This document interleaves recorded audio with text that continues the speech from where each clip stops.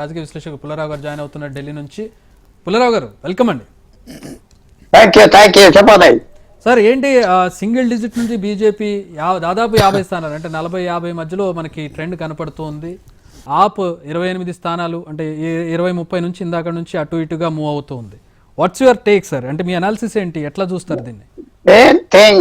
Public గా మాట్లాడింది అందరూ ఆలోచించింది టేక్. మధ్యతరగతి వాళ్ళు ఈ గత 3 ఎలక్షన్స్ లో పార్లమెంట్ కి నరేంద్ర మోడీ చేయటం, ఆమ్ ఆద్మీ పార్టీకి వచ్చేయటం, ఈసారి అంతమంది రాలేదు అంతే. ఏం ప్రయత్నం బీజేపీ చేసినా చేయకపోయినా మధ్యతరగతి వాళ్ళకి కొద్దిగా మొహమ్మద్ తీసిన కేజ్రీవాల్ ప్రవర్తన ఈ 5 సంవత్సరాల్లో కేజ్రీవాల్ మీద కొంచెం అసంతృప్తి వచ్చేసింది. అయితే మళ్ళీ గొడవలు ఉంటాయని ఏ ఫ్యామిలీలో అయినా అస్తమాను గొడవ తగు పెట్టుకునే వాటితో దూరం అవుతాం ఆ ఫెడప్ అయిపోయారు. లేకపోయినా ఇప్పుడు కూడా ఇంకా బాగానే వస్తున్నాయి కదా, ఇంకా లీడ్ లో లేకపోయినా బీజేపీ ఆమ్ ఆద్మీ పార్టీ మెల్లిమెల్లిగా ఫైట్ ఇస్తున్నారు కదా. ఇందాక నేను విన్నాను కాంగ్రెస్ నాయకుడు చెప్పింది, శ్రీనివాస్ గారు చెప్పింది కాంగ్రెస్ పార్టీకి 9% వస్తుంది, తర్వాత 15 వస్తుంది అంటే ఎన్ని ఎలక్షన్ ఎదురు చూస్తారు? ఇంకో 10 ఎలక్షన్లు అధికారం. చాలా పొరపాటు చేశారు కాంగ్రెస్ పార్టీ. ఆమ్ ఆద్మీ పార్టీకి సపోర్ట్ ఇచ్చేవలసింది. మాకు 2 సీట్లు చేస్తాం, చేస్తే చేయకపోతే పో అంటే ఇవాళ ఆమ్ ఆద్మీ పార్టీ ఇంకో రిజల్ట్ బాగున్నాను. అదే కాకుండా వాళ్ళకి కృతజ్ఞత ఉండను, లీడర్షిప్ ఉండదు కాంగ్రెస్ పార్టీ.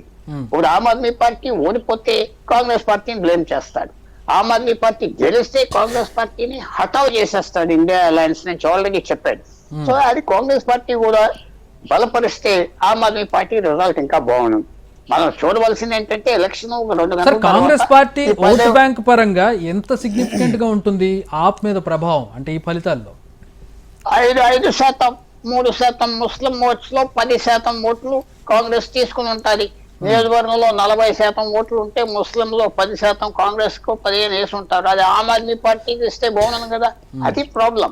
ఆ 10-12 సీట్లలో కాంగ్రెస్ పార్టీకి ఇంకా ఎక్కడ ఓట్ బ్యాంక్ అనేది లేదు.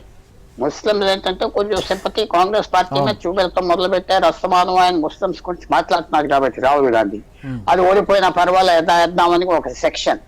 అది అక్కడ కాంగ్రెస్ పార్టీ స్ట్రాటజిక్ గా కరెక్ట్ గా చేయలేదు, ఆమ్ ఆద్మీ పార్టీకి నష్టం. ఈవేళ ఆమ్ ఆద్మీ పార్టీ ఓడిపోతుంది వస్తే కేజ్రీవాల్ ప్రవర్తన లాస్ట్ 5 years దానికి మాత్రం తప్పు. ఇంకా దానికి ఇంకో విధానం లేదు, కారణం లేదు. అందరూ ఎదురు చూసారు. బీజేపీ కూడా ఇంకా టైం ఉన్నది కదండి. ఇప్పుడు 45 వస్తాయో, 55 వస్తాయో, 65 వస్తాదో మనం ఇంకా చెప్పలేం. చూడాలి, ఇంకా ట్రైన్ ఇంకా 2-3 కౌంటింగ్స్ ఉన్నాయి కాబట్టి. బట్ ఆమ్ ఆద్మీ పార్టీ అనుకున్నారు కేజ్రీవాల్ పర్సనాలిటీయే ఆ పార్టీ. కేజ్రీవాల్ ఓడిపోతే ఏదో ఇంకా బలంగా ఉంటాడు, ఇంకా తిరుగుతాడు, వచ్చేసారు అని ఉండదు. ఆ పార్టీ చాలా ప్రాబ్లమ్స్ వచ్చేస్తాయి. అతను మెయింటైన్ చేసుకోలేకపోతాడు, వర్గాలు వచ్చేస్తాయి, వెళ్ళిపోయే వాళ్ళు పోతారు, అతని ఇమేజ్ దెబ్బతింటారు. సో ఇది కేజ్రీవాల్ ఒక సర్వైవల్. చాలా మంది అంటున్నారు పవర్ఫుల్ అపోజిషన్ గా ఉంటారు కదా, అది ఏది అంటే ఇవన్నీ సాగవు. ఉండే పరిస్థితి బీజేపీ ఉంచనివ్వకపోవచ్చు బహుశా, అంటే చూస్తూనే ఉన్నాం కదా మనం. ఆయన అధికారంలో లేకపోతే 25 మంది ఎమ్మెల్యేలు వస్తే 10 మంది వెళ్ళిపోతారు, 15 మంది వెళ్ళిపోతారు. పంజాబ్ లో కూడా గవర్నమెంట్ పడిపోతుంది. పంజాబ్ లో government Aam Aadmi party government పడిపోతుంది. ఎందుకంటే వాళ్ళు ఎవరికి పెద్ద అటాచ్మెంట్ లేదు. అతనికి పెద్ద రాజకీయ నాయకులు ఫ్యామిలీ నుంచి రాలేదు. చిన్న వాళ్ళు వచ్చారు, వీడు ఓడిపోయి మనం పోదామని వెళ్ళిపోతారు. ఆ ప్రవర్తన చెప్పాలంటే అది ఆశ్చర్యంగా మారిపోయాడో, స్వతహాగా అలా ఉన్నాడు. He spoiled himself. ఈవేళ మనకి ఒక చిన్న పాయింట్ చెప్తున్నారు చక్రి గారు. 2013లో కేజ్రీవాల్ వచ్చినప్పుడు ఒక కొత్త పాలిటిక్స్ తీసుకొచ్చేదని అందరం అనుకున్నాం, ఉత్సాహంగా రిసీవ్ చేసుకున్నాం. ఎందుకంటే సామాన్యంలో ఎమ్మెల్యే చేసి 70 మందిలో ఎమ్మెల్యేలు 60 మందిలో 50 మంది, ఒక కాంపౌండరు, ఒక చిన్న ఆటో డ్రైవరు, ఒక నాయక్ ఆర్మీ నుంచి, ఒక హెడ్ కానిస్టేబుల్, ఒక టీచరు, అలాంటి వాళ్ళు, ఒక చిన్న చార్టెడ్ అకౌంటెంట్, అలాంటి వాళ్ళు ఎమ్మెల్యేలు మంత్రులు వేరు. కాంగ్రెస్ పార్టీ బీజేపీ అలాంటి వాళ్ళకి టికెట్లు ఇవ్వదు కదా. మీరు ఎట్లా చూసినా పూర్వం నుంచి ఆ పార్టీలో ఉండి పార్టీగా పనిచేసిన వాళ్ళు లేకపోతే ధనవంతులు కదా. సో ఆ చేంజ్ తీసుకొచ్చిన కేజ్రీవాల్ ఇవాళ దేశవ్యాప్తంగా నేషనల్ పార్టీ కూడా వేరు. మీరు మర్చిపోదు, గోవా, ఉత్తరాఖండ్, హర్యానా, గుజరాత్ లో 10% ఓట్లు వచ్చినాయి. అదే మహారాష్ట్ర, బాంబే అన్ని చోట్ల పోటీ చేసి నేషనల్ పార్టీ స్టేటస్ వచ్చింది. అది పాటు చేసుకున్నారు కదా ఈవేళ. అది ఆయన పాటు చేసుకున్నాడు కదా. స్కామ్ అనుకోండి, ప్రవర్తన అనుకోండి, ఇవన్నీ ఉండి ఒక అర్బన్ కాన్స్టిట్యుయెన్సీని జాగ్రత్తగా చూసుకోవాలి. మధ్యతరగతి అవన్నీ మరి ఫెయిల్ అవ్వారంటే రాజకీయంలో ఉన్న మంత్రం ఏంటంటే నీ ఫెయిలియర్ గ్యారెంటీ. నువ్వు ఫెయిల్ అవుతావు. మీకు చిన్న ఉదాహరణ చెప్తున్నా. నరసింహారావు ఫెయిల్ అయ్యాడు కదా, ఓడిపోయి వెళ్ళిపోయాడు. రాజీవ్ గాంధీ ఓడిపోయి వెళ్ళిపోయాడు. దేవి కూడా ఓడిపోయి వెళ్ళిపోయాడు. వాళ్ళు ఎవరు గెలవలేదు కదా. మన్మోహన్ సింగ్ కూడా ఓడిపోయాడు కదా 2014లో. సో పాలిటిక్స్ లో ఇన్బిల్ట్ ఫెయిలియర్ ఉంటుంది. నువ్వు ఫెయిల్ అవటానికి సక్సెస్ అంటే ఒక 25 సంవత్సరాలు నవీన్ పట్నాయక్ ఎలా చేయలేదంటే సైలెంట్ గా పెద్ద మనిషి తరగా మేనేజ్ చేసుకుంది. ఇది అలా కాదు కదా ఎట్లా. సో మరి చాలా విచారంగా మనం ఆలోచించుకోవాలి. కొత్త పాలిటిక్స్ కి ఈవేళ ఆయన శ్మశాన దెబ్బానికి తీసుకెళ్లిపోయా. మళ్ళీ ఇలాంటి నాయకుడు ఎప్పుడు వస్తాడు? అక్కడక్కడ చిన్న నాయకులు ఎవరో ఐఏఎస్ రిటైర్ అవి చక్కగా వచ్చి పార్టీ ఫామ్ చేస్తారు. సక్సెస్ అవ్వలేకపోతున్నారు కదా, ఇతను అవ్వేది కదా. ఆ వ్యక్తి ఈవేళ అయిపోయిందంటే ఇలాంటి పాలిటిక్స్ కి ఇంక మళ్ళీ 10 సంవత్సరాల 20 సంవత్సరాల మన దేశంలో కొత్త రాదు. సో చాలా పెద్ద మార్పు ఇవాళ వస్తుంది. మనం ఇండివిజువల్ గా తీసుకుంటున్నాం. మీరు కొన్ని కొత్త పాలిటిక్స్ గా తీసుకుపోయి ఆమ్ ఆద్మీ పార్టీ తెలగా ఎవరో ప్రెసిడెంట్ అవ్వాడు, సామాన్యుడు కాదు కదా, అవ్వాడు సామాన్యుడు. ఆ పాలిటిక్స్ కి ఇప్పుడు కేజ్రీవాలే స్టార్ట్ చేసి కేజ్రీవాలే ఖతం చేశాడు. శ్రీనివాస్ గారు ఇంటరాక్ట్ అవుతారు. అంటే I just wanted to actually add one point. Pullarao గారు చెప్పినట్టు ఇందాక, అంటే I wanted to differ with Pullarao గారు అని కాంగ్రెస్ పర్సంటేజ్.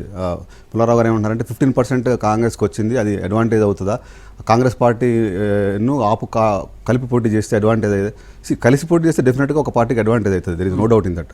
ఇక్కడ నేను చూడాల్సిన పాయింట్ ఏంటంటే కనుక లాంగ్ టర్మ్లో, అంటే ఒక స్ట్రాటజిక్ పాయింట్ ఆఫ్ వ్యూలో చూస్తే పొలిటికల్ పార్టీస్ ఎప్పుడు కూడా స్ట్రాటజిక్ పాయింట్ ఆఫ్ వ్యూలో డిసిషన్ తీసుకుంటాయి.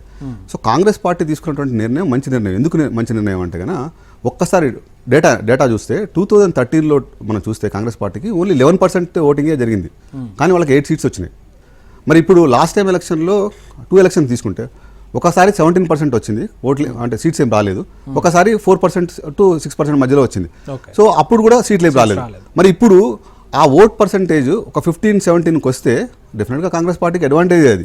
సో లాంగ్ టర్మ్లో ఆమ్ ఆద్మీ పార్టీ మనం చూసినట్టయితే కనుక కాంగ్రెస్ ఓట్ బ్యాంక్ని వాళ్ళు కన్సల్టేట్ చేస్తున్నారు. అంటే బీజేపీకి ఉన్నటువంటి ఓట్ బ్యాంక్ ఏదైతే ఉందో అది బీజేపీకి సిగ్నిఫికెంట్గా ఉంటుంది.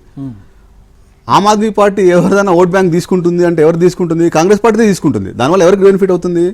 ఆమ్ ఆద్మీ పార్టీ తీసుకున్నటువంటి కాంగ్రెస్ పార్టీని ఆమ్ ఆద్మీ పార్టీ ఒక విధంగా నష్టం చేస్తుంది కాంగ్రెస్ పార్టీకి. సో నష్టం చేసే పార్టీతో కాంగ్రెస్ పార్టీ ఎట్లా అవుతుంది? సింపుల్. సార్ అంటే కాంగ్రెస్ స్ట్రాటజికల్ గా ఢిల్లీ ఫ్యూచర్ ని దృష్టిలో పెట్టుకొని, ఢిల్లీ వరకు కన్ఫైన్ అయితే అక్కడ ఫ్యూచర్ దృష్టిలో పెట్టుకొని కాంగ్రెస్ పార్టీ స్ట్రాటజికల్ గా మూవ్ అవడం కరెక్ట్ అనేది ఒక అభిప్రాయం. చాలా పెద్ద మిస్టేక్ వారు చెప్పిన శ్రీనివాస్ గారిని రెస్పెక్ట్. పెద్ద మిస్టేక్ ఎందుకంటే ఇప్పుడు 7-6% వస్తుంది. ఇంకా అందరూ కాంగ్రెస్ పార్టీ మీద పడతారు కదా, నువ్వు పాస్ చేసేవని. ఆ పార్టీ ఆయే సొంతంగా ఎందుకు గెలుస్తలేదు? తమిళనాడులో సొంతంగా ఎందుకు గెలుస్తలేదు? ఉత్తరప్రదేశ్, బీహార్లో, మహారాష్ట్రలో వెళ్ళొచ్చు కదా క్యాండిడేట్స్. ఇక్కడ ఏంటంటే పర్సనల్ కోపం ఉన్నది కేజ్రీవాల్ మీద. మమ్మల్ని తరివేశాడు, మమ్మల్ని లెక్క పెట్టలేదు. అది ఆ పర్సనల్ పాలిటిక్స్ లో పర్సనల్ కోపాలు ఉండకూడదు కదా. విషయం ఇచ్చిన వాళ్ళని కూడా మళ్ళీ నెక్స్ట్ టైం ఫ్రెండ్లీగా కూర్చోవాలి. అది చేసుకోలేకపోతున్నాడు రాహుల్ గాంధీ. ఇందాక మిగతా షోస్ లో నేను విన్నాను, సీనియర్ కాంగ్రెస్ లీడర్స్ ఏమన్నారంటే మర్యాదగా అక్కడ ఢిల్లీలో ఉన్న నాయకులు వాళ్ళ స్వార్థం చూసుకుంటున్నారు కాంగ్రెస్ వాళ్ళు. మనం ఇలాగే మన పార్లమెంట్ ఎలక్షన్ జరిగిన చక్రి గారు, ఆమ్ ఆద్మీ పార్టీ కాంగ్రెస్ ఓట్ కలిపితే బీజేపీ మెజారిటీ తగ్గించేశారు కదా, చాలా తగ్గించేశారు. 50% మెజారిటీ తగ్గింది. వాళ్ళు వచ్చే సీట్లు గెలిచిన మెజారిటీ తగ్గిపోయింది ఇద్దరు కలిస్తే. అది ఈ స్ట్రాటజీలో డిఎంకేతో పోటీ చేస్తుంది కలిసి, అలాగే టిఎంసీకి వ్యతిరేకంగా లెఫ్ట్ పార్టీస్ తో కేరళలో 15 పార్టీలతో పోటీ చేస్తుంది, మహారాష్ట్రలో 3-4-5 పార్టీలతో పోటీ చేస్తుంది, రాజస్థాన్ 3 పార్టీలు కొత్తగా పెట్టుకున్నది, ఉత్తరప్రదేశ్ అఖిలేష్ యాదవ్ ఎన్నిస్తే అని, బీహార్ లో అతను ఎన్నిస్తే అని. ఇక్కడ ఎందుకు చేయలేదు? పర్సనల్ గా కేజ్రీవాల్ పర్సనాలిటీ మీద చాలా కారణాలు ఉన్నాయి, మనం చెప్తాం. అంటే ఇక్కడ ఇంకొక క్వశ్చన్ కూడా సార్, బీజేపీ అంటే మీరు మొత్తం ఆపు చేసుకున్న స్వయంకృత అపరాధం లాగా చెప్తున్నారు. బీజేపీ స్ట్రాటజీస్ అంటే లెఫ్టినెంట్ గవర్నర్ తోటి ఎప్పుడు విభేదాలు, ఎప్పుడు గొడవలు, లేదంటే ఢిల్లీలో సరిగ్గా కోఆపరేట్ చేయకపోవడం వల్ల అక్కడ అభివృద్ధి వెనక్కి వెళ్ళడం కానివ్వండి, లా అండ్ ఆర్డర్ సమస్యలు తలెత్తడం, ఇవన్నీ కూడా ప్రజల్లో ఒక నేరేటివ్ని తీసుకొచ్చి అనుకోవచ్చా? ఓకే, ఎందుకు ఈ గొడవలు, ఇంకా బీజేపీని గెలిపించేస్తే ఏ గొడవ ఉండదు కదా అని. బీజేపీ అరవింద్ కేజ్రీవాల్ ఓడించటం కాంగ్రెస్ కి విజయం. పంజాబ్ లో గవర్నమెంట్ పడిపోతే కాంగ్రెస్ బలంగా వస్తుంది.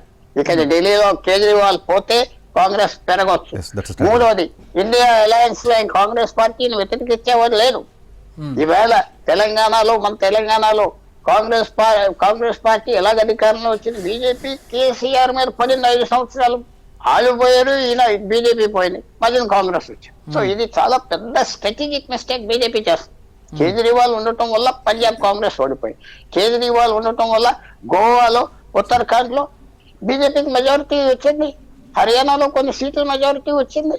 వాళ్ళని ఒక్కోసారి నీ విరోధి బ్రతకనివ్వాలి, ఎందుకంటే ఇంకో విరోధి సంగతి తీసుకుంటున్నారు. బీజేపీ చాలా, ఇది మంచి స్ట్రాటజీ కాదు, దూరంగా వెళ్ళే కొద్ది ఇది అనవసరమైన స్ట్రాటజీ. కేసీఆర్ ఉండటం బెటరా, రేవంత్ రెడ్డి ఉండటం బెటరా బీజేపీకి చెప్పండి?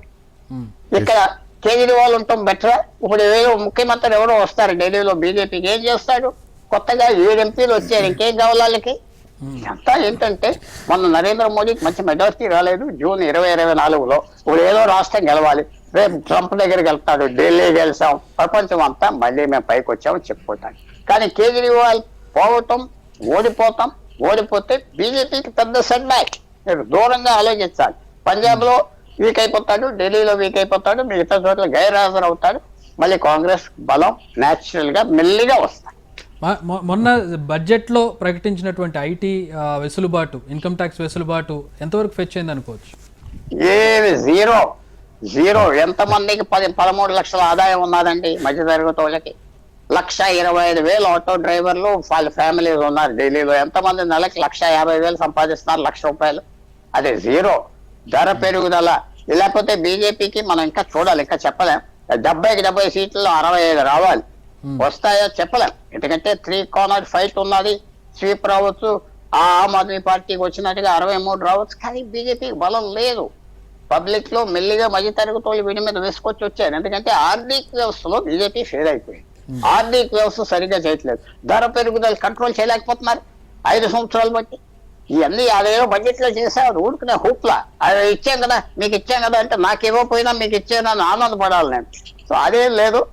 ఇది Kejriwal self goal. Congress party మంచి స్ట్రాటజీ చేయలేదు, బీజేపీకి అదృష్టం. కానీ ఇంకా ఆగాలి, మీరు 2 గంటలు పోయాక మనకి అంటే ఇవేమి ఫైనల్ కాదు. అది కూడా ఢిల్లీలో పద్ధతి ఏంటంటే, ఈ మిఠాయిలు లక్షలు కొల్లి ఆర్డర్ చేస్తారు, గెలిస్తేనే, లేకపోతే రీఫండ్ ఇచ్చేయాలి. రీఫండ్ ఇవ్వాలి మిఠాయి కొట్టోళ్ళు. అది మీకు బాగా తెలుసు ఢిల్లీలో వ్యాపారం.